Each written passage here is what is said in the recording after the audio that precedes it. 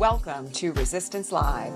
Since 2017, Resistance Live has been the go-to home for political and legal news and analysis through a decidedly progressive activist lens. I'm your host, Elizabeth Cronise McLaughlin.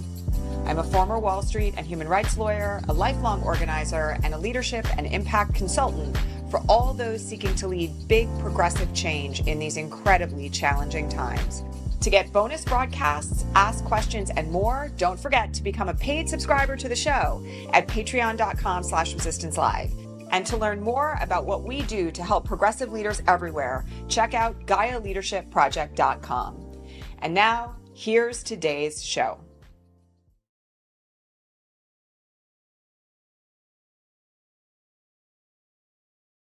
Hi, everyone. Sorry, my mic was muted. Today's not going to be one of those days where we are like terribly chipper.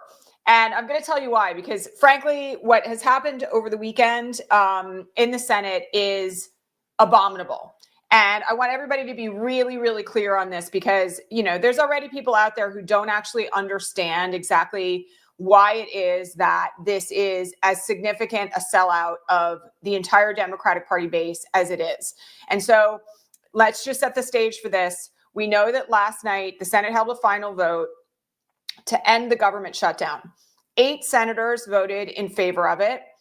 And I'm going to explain to you why it is that it's not just those 8 senators that actually are complicit in this, why in large part it is basically the entire Senate Democratic caucus, and it is certainly Chuck Schumer.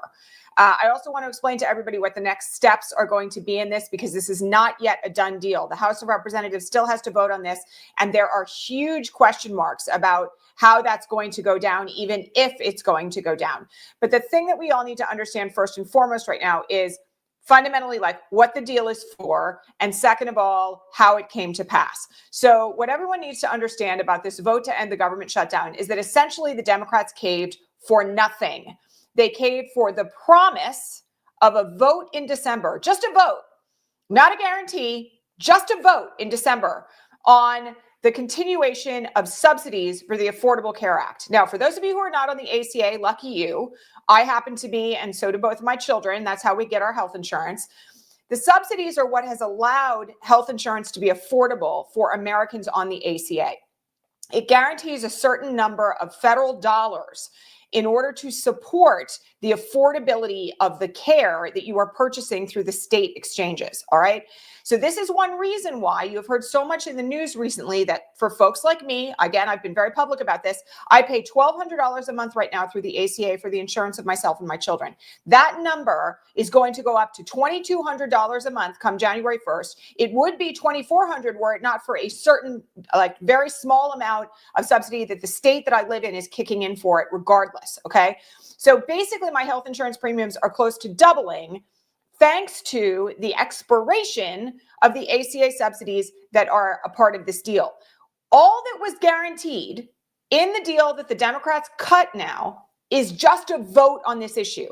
And lo and behold, this morning, Mike Johnson is saying that he will not guarantee that there will be a vote in the House on the extension of ACA subsidies. So essentially, the Democrats who voted to end the shutdown on this basis did it for nothing. And I want to also just explain a couple of other things about this. There's been a little bit of noise about guaranteeing back pay for federal workers who have been unpaid for the duration of the government shutdown. That's required by law anyway. They are required to get back pay when the government reopens. So the Democrats didn't negotiate anything new. Similarly, the federal government is not allowed to fire people while the government is shut down. So again, the Democrats negotiated for nothing. Now, I want you to understand how this all went from the standpoint of the Democratic Party side, okay? We all know Chuck Schumer is the Senate Majority Leader. What that means is that he is responsible for holding his caucus together on key issues, all right? And nothing like this. I want everybody to be really clear on this. I'm going to remind you all, I was educated in Washington, D.C. I have friends who have worked on the Hill in very senior positions, like legal counsel to entire Senate committees, all right? The way that this works on the Hill is that nothing like what went down this weekend would happen without Chuck Schumer's permission, okay? People need to be really clear on this. The 8 senators who voted in favor of this, in favor of ending the government shutdown on these despicable terms, are all senators that either are not up for re-election in 2026 or are retiring. That is not by accident. This is something else that people need to understand. What clearly happened inside the Democratic Senate caucus meetings was that a decision was made that the senators who would fall on their swords for this would be senators who would not face any blowback in 2026 for the midterms. Okay. So what that likely means, and I want to be really clear about this because everybody needs to understand it's not just these 8 senators. What that likely means is that there are a large number of other Democratic senators who are in favor of this, but who voted no because they didn't want to jeopardize their chances of re-election in 2026. Meanwhile, here's Chuck Schumer at the helm of this whole thing, claiming, oh, this is a terrible deal. Oh, I'm totally opposed to it. This is a horrific idea, assuming that the Democratic Party base is too stupid to understand that none of this would have happened without his engineering, design, and consent. So for everyone who has any question about this, all right, what this means in real terms, should it pass the House, is that millions of Americans will no longer be insured for their health insurance. They will essentially be de facto kicked off the ACA because they will no longer be able to afford health insurance. I may be one of them, okay? And you need to understand one other thing about this. The Democrats had an enormous amount of leverage last week. We swept all of the elections last week by huge numbers, by numbers that the polls had not predicted. Even the close races were won by numbers that were not predicted by any poll that was taken in advance of it. We had momentum. We had leverage. We had no reason to cave. In fact, the Senate Democrats had a message from the base that what we wanted more than anything else was for them to fight back against this regime, trying to remove people's insurance, to fight back against this regime trying to starve people. And what did they do instead?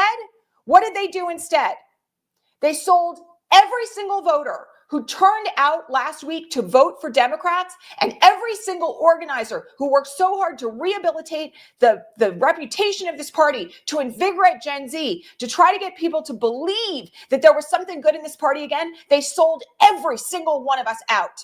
Every single one of us. And, I just have to say that if the blame is going to lie at the feet of any one politician, it lies at the feet of Chuck Schumer.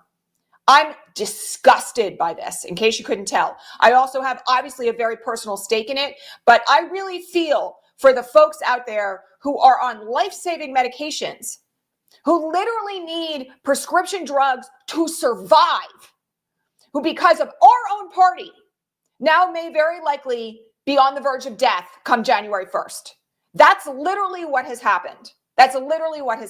Okay, so what do we do in response to this? And I put out a separate short on this morning because I wanted everybody who watches this channel to have something that was very easily shareable, okay, that goes through exactly where we are. It's 3 minutes, actually less than that, like 2 minutes and 46 seconds. And you can go find that short and share it with anybody that you want. It's also up in a different format on my Blue Sky if you want to share it there.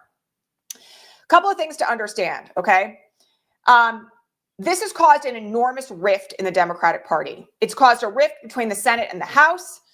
Leader Jeffries is currently whipping no votes against this particular budget. AOC has been out talking about the fact that the House Democrats now feel like they can't trust the Senate Democrats on anything.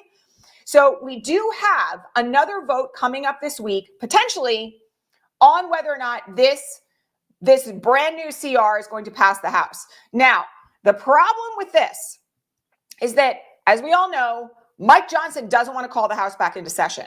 Now, he signaled yesterday on Fox News that maybe as soon as tomorrow he would consider doing it.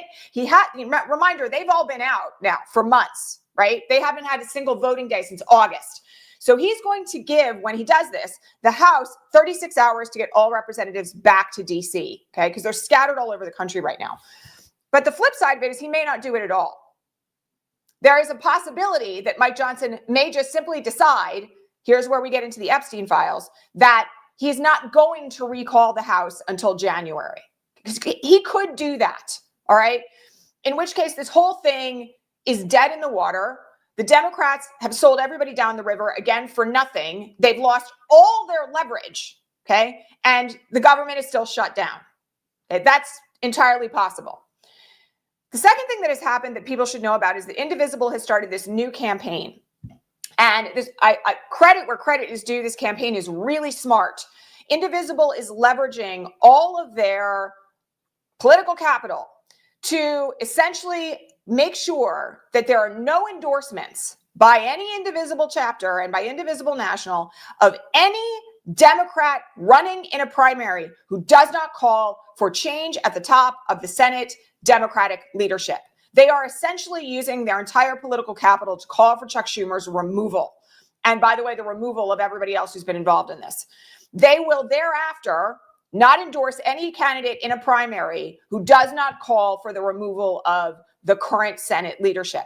They have made it very clear that once they're past the primary, whoever wins the primary, they will be all in on. But this is essentially a means of putting the feet of candidates to the fire to understand that this falls at the feet of Chuck Schumer. Very smart. The third thing that you all need to know about this, which actually is something that everybody needs to do this morning, is you need to call your Democratic senators. If you are represented by a Democratic senator, you must make this call today and demand that Chuck Schumer step down as Senate Majority Leader. You have to be loud. You can be angry. You can also, by the way, if you have a Republican senator, call them and ask them what it's like to deny millions of Americans health insurance. Are they proud of themselves that their constituents are going to get sick and die because of what they've done? You can get loud about this on any number of fronts. You can also call Chuck Schumer's office. Now, my understanding is they've taken down the number, at least they had over the weekend, or his mailbox has been full. Don't forget that every single senator has regional offices. So if you cannot get through in DC, please call the regional office in your state, because there's usually 2 or 3 where your senator can be reached, and let them know how you feel about this. Okay. And if your senator happened to be one of the 8 who took the fall for this, you sure as hell should be calling them and telling them what you think. Tell them that you will not donate to another Democrat who doesn't call for Chuck Schumer's removal. Tell them how disappointed you are in their willingness to sell Americans out for nothing. This is a moment where we absolutely must take action. I'm going to say one other thing here. Roberta, I see your comment in the chat.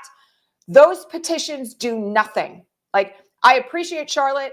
She's amazing. She's a wonderful advocate. This is Charlotte Clymer, who's calling, by the way, to sign a petition on change.org. Those petitions are meaningless. You have to make your voice heard by calling your senator's office. They are required to record the comments that come in. You will tie up staff time. If we make enough noise, it's going to get to the top of the Senate leadership. So it's critically important that you actually use your voice and make your phone calls today. All right. No exceptions. You got to call your senators. If your senator is a MAGA Republican and you don't want to do that, call Chuck Schumer's office. Okay. This is like a non-negotiable moment. All right. So how does this impact the Epstein files? Because that's a second question that I've been asked. So, obviously, we all know this. Johnson has avoided swearing in Adelita Grijalva, who was elected in Arizona like 50 days ago now, because she would be the deciding vote to release the Epstein files in the House. If he calls back the House to vote on this continuing resolution, he has to swear her in. So this is Mike Johnson's rock in a hard place, okay? Like, if he wants to end the government shutdown on this absolutely shitty basis, he has to call back the House. But if he calls back the House, he has to swear in Grijalva.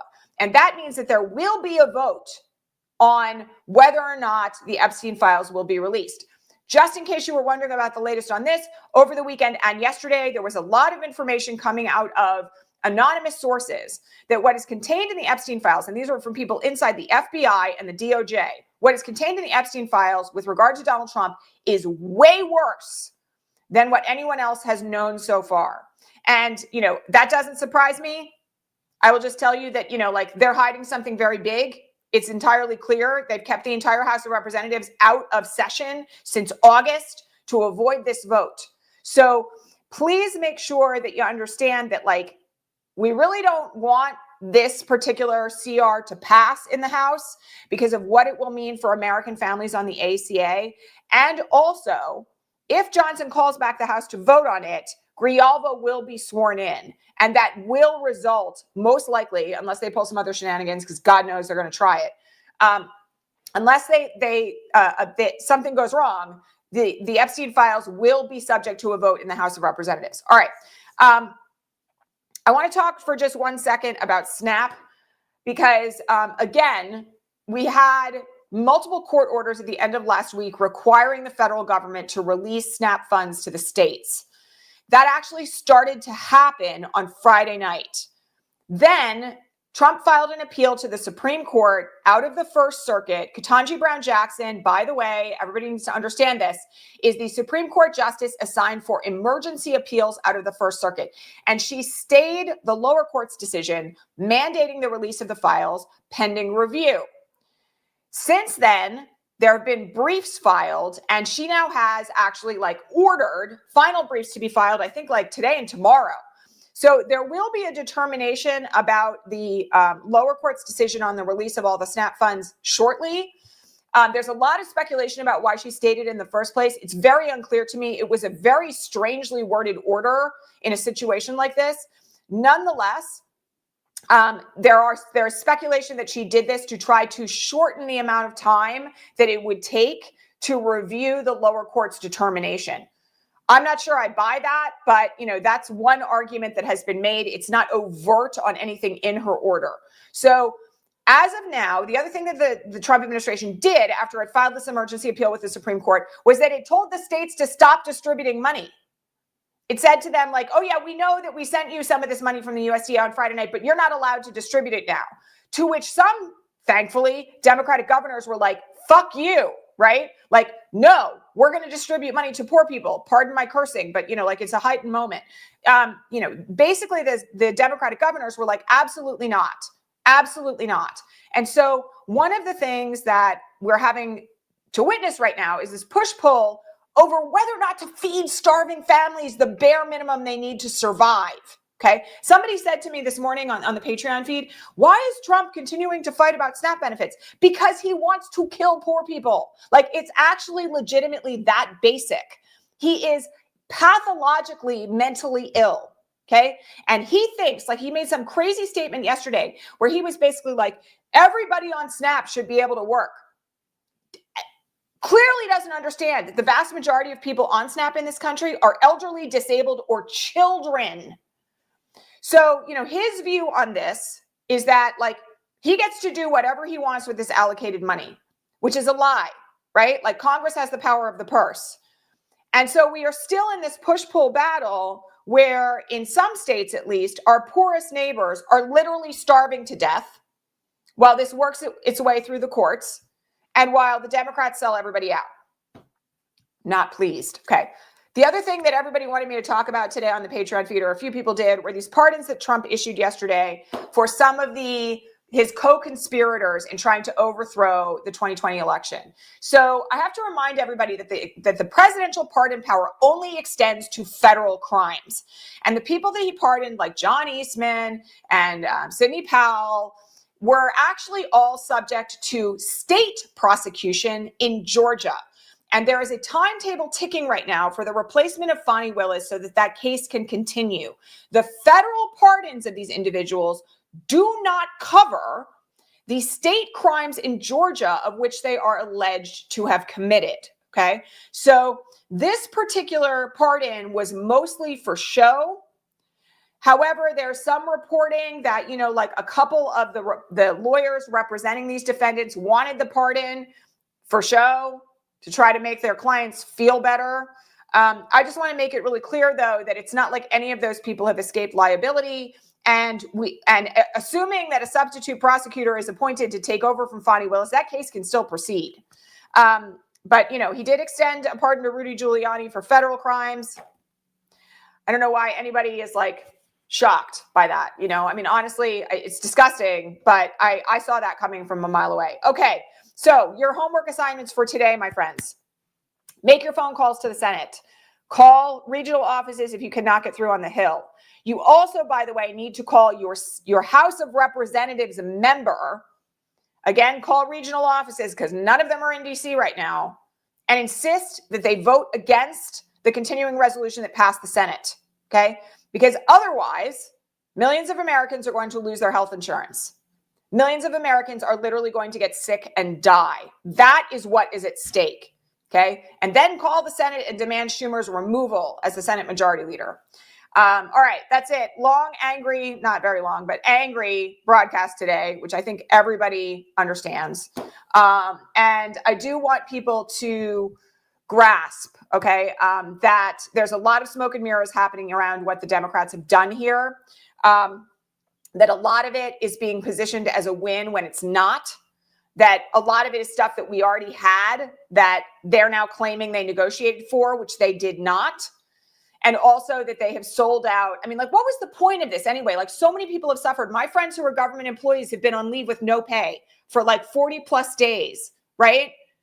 Like, why did any of this happen if they were going to sell us down the river like this?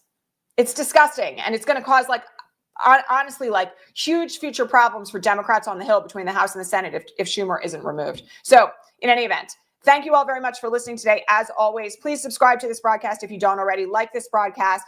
Please remember that you can join us over on Patreon to support this broadcast with a subscription at 20% off annual subs right now using the code FALL2025. I would love to see as many of you over there as possible. And finally, please speak up. Go to Indivisible, check out their new campaign on primaries, and make sure that you're using your voice for change. All right, everybody, I'll see you back here tomorrow. Thanks so much. That's our show for today, folks. Thanks so much for being here at Resistance Live. To get more out of the show, including bonus broadcasts, the answers to all your most pressing political and legal questions, and way more, head on over to patreon.com/resistancelive and become a paid subscriber. And don't forget to hit subscribe here on your favorite podcasting platform to make sure that you never miss an episode. See you next time.